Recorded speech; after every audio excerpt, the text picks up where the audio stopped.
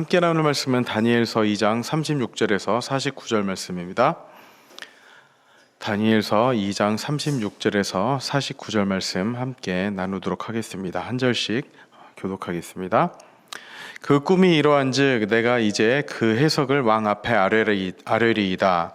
왕이여, 왕은 여러 왕들 중에 왕이시라.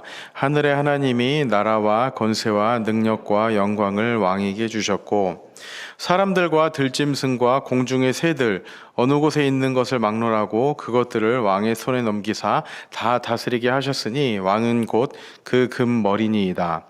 왕을 뒤이어 왕보다 못한 다른 나라가 일어날 것이요 셋째로 또 녹 같은 나라가 일어나서 온 세계를 다스릴 것이며 넷째 나라는 강하기가 쇠 같으리니 쇠는 모든 물건을 부서뜨리고 이기는 것이라.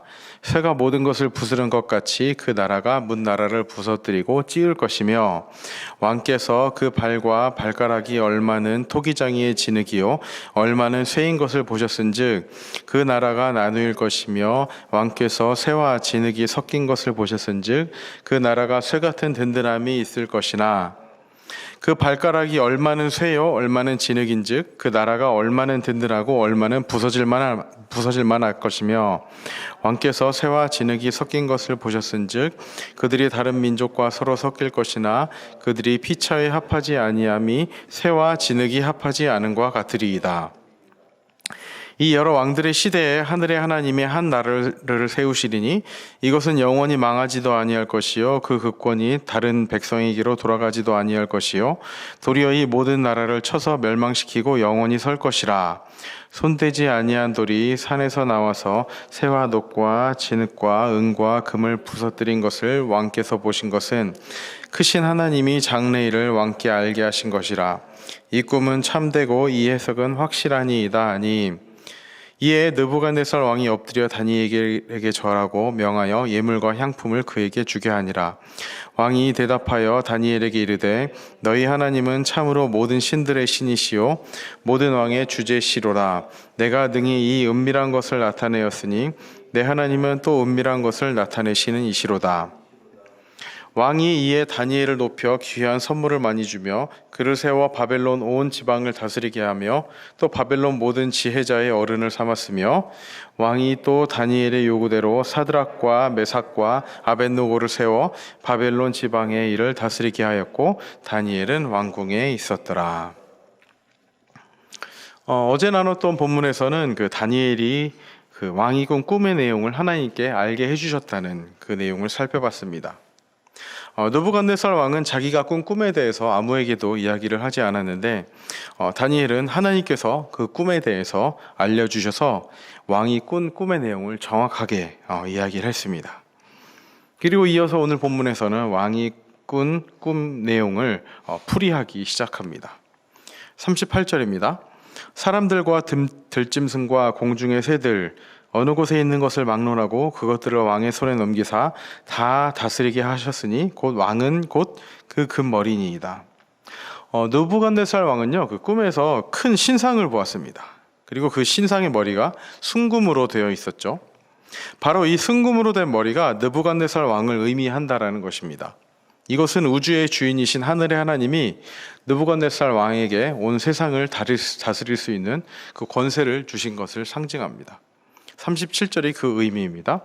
왕이여, 왕은 여러 왕들 중에 왕이시라. 하늘의 하나님이 나라와 권세와 능력과 영광을 왕에게 주셨고, 그리고 왕이 본 신상의 나머지 부분들, 그 부분들은 앞으로 느부갓네살 왕의 뒤를 이어서 그 형성될 나라들이라고 설명을 합니다. 그리고 이 신상의 발과 발가락 부분에 대해서 이제 설명이 되는데 또 얼마는 진흙이고 얼마는 쇠라고 기록을 하고 있습니다. 꿈의 이 내용이 의미하는 것은 그 42절과 43절에 기록이 되어 있습니다.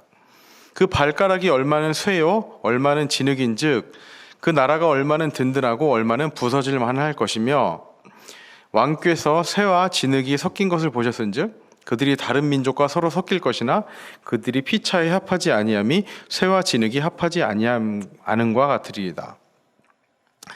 쇠와 진흙은 잘 섞일 수가 없죠. 잘 이렇게 뭉쳐지지 않는 그런 성질의 것입니다.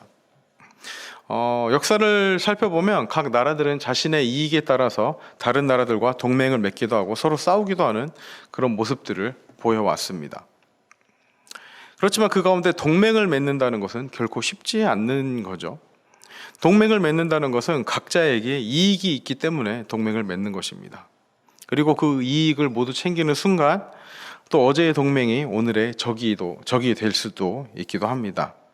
이것이 42절과 43절에 나온 설명입니다. 새와 진흙이 잘 섞일 수가 없듯이 그리고 또 어떤 나라는 강하고 또 어떤 나라는 약하고 한 모습인 것처럼 새와 진흙 그 모습이 이제 이 나라의 모습이라는 거죠.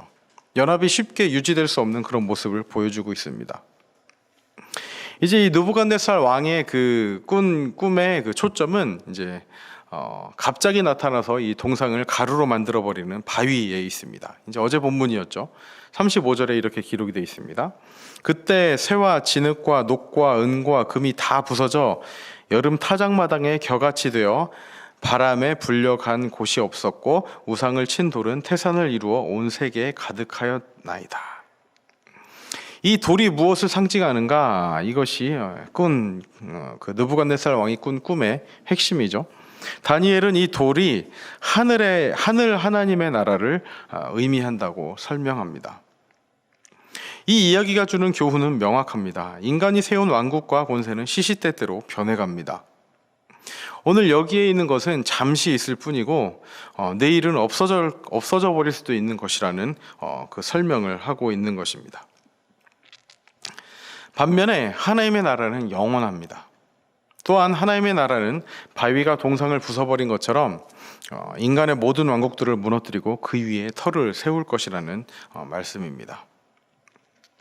이제 다니엘이 이 꿈을 해몽한 이야기를 전부 들은 느부갓네살 왕의 반응도 좀 상상을 뛰어넘습니다. 46절입니다. 이에 느부갓네살 왕이 엎드려 다니엘에게 절하고 명하여 예물과 향품을 그에게 주게 하니라. 지금까지 다니엘의 해몽의 내용이 무엇이었습니까? 이제 머지않아 느부갓네살 왕을 멸망하고 이제 다른 나라들이 일어나는데 그 나라들이 이제 서로 연합하기도 하고 싸우기도 하고 어떤 나라는 강하기도 하고 또 어떤 나라는 약하기도 하고 이런 내용들이었습니다. 사실 느부갓네살 왕에게는 별로 좋은 해몽이 아니죠. 이제 자신의 나라가 망하고 다른 나라들이 이제 역사를 이어간다는 그런 내용입니다. 그런데 왕은 다니엘에게 화를 내는 것이 아니라 오히려 절을 하고 있습니다. 이 이유는 이제 고대 근동에서는 어떤 꿈에 대해서 꿈의 내용을 들으면 그 꿈이 지니는 그 모든 위협적인 요소들이 이제 사라진다고 믿었기 때문입니다. 어쨌든 이 일련의 과정들을 통해 느부갓네살 왕은 이런 고백을 합니다. 47절입니다. 왕이 대답하여 다니엘에게 이르되 너희 하나님은 참으로 모든 신들의 신이시요 모든 왕의 주제시로다. 내가 능히 이 은밀한 것을 나타내었으니 내 하나님은 또 은밀한 것을 나타내시는 이시로다. 위대한 신앙 고백을 하고 있는 거죠. 하나님에 대한 위대한 고백을 하고 있는 겁니다. 너희 하나님은 참으로 모든 신들의 신이시요 모든 왕의 주제시로다. 내가 능히 이 은밀한 것을 나타내었으니 내 하나님은 또 은밀한 것을 나타내시는 이시로다. 이 고백을 했다고 해서 느부갓네살 왕이 이렇게 하나님을 믿었다라고는 할 수 없을 것 같습니다. 어쨌든 그 이렇게 많은 신들을 섬기는 가운데 또 이런 하나님에 대한 고백을 한 것이지만 어쨌든 지금 이 모습은 어떤 장면입니까?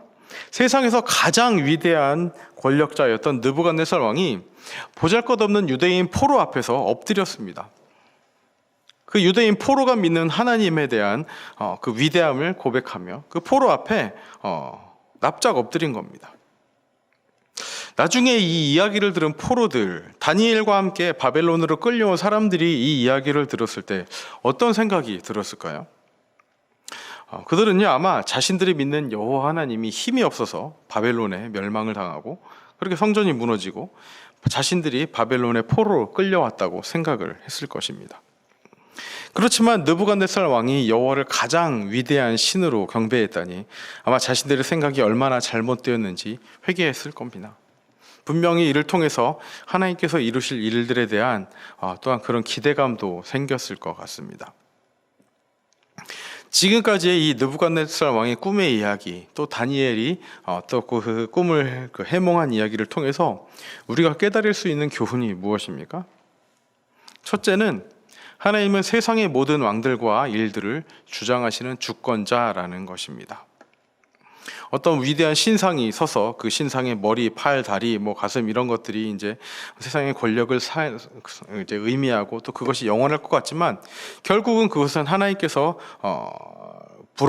불게 하시는 바람을 통해서 모두 멸망하게 됩니다. 어쨌든 하나님은 세상의 모든 왕들과 일들을 주장하시는 그런 주권자라는 것입니다.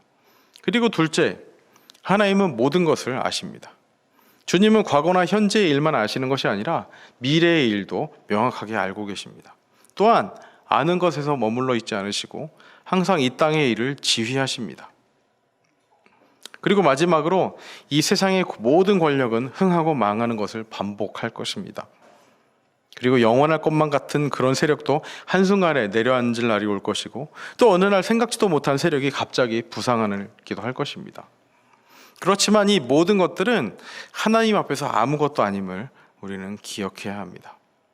하나님이 정하신 때가 되면 영광스러운 메시아의 왕국이 이 땅에 도래할 것입니다. 결국에 하나님의 나라가 승리함을, 하나님이 다스리는 나라와 공의와 정의가 온 세상을 가득 채울 날이 올 것을 믿음으로 바라봐야 합니다. 이렇게 역사를 주관하시는 하나님 앞에 우리 개인의 인생도 마찬가지라는 생각이 듭니다. 다니엘과 또 포로로 잡혀왔던 이 바벨론에 끌려왔던 사람들 또한 그렇게 생각했을 것입니다. 이제 우리가 믿는 하나님은 모든 것을 잃었다고 그렇게 여겼을 수도 있을 것 같습니다.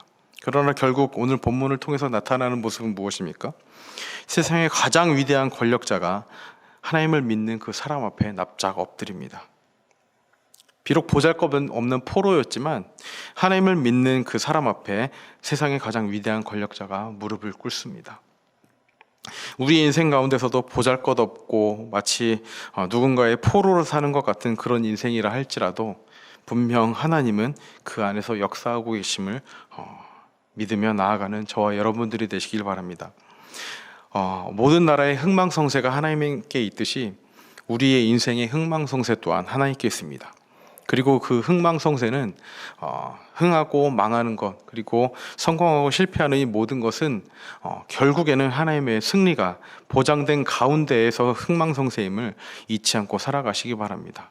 오늘의 인생 가운데서도 무엇인가 인생이 풀리지 않아 힘들 것 같은 그런 인생을 살아가는 그런 날들이 계속된다 할지라도 결국에 하나님께서 모든 것을 알고 계시고 우리의 앞길 또한 하나님께서 예비할 것임을, 그리고 결국에 하나님의 나라가 승리함을 잊지 않고 살아가시는 저와 여러분들이 되시기를 진심으로 소망합니다.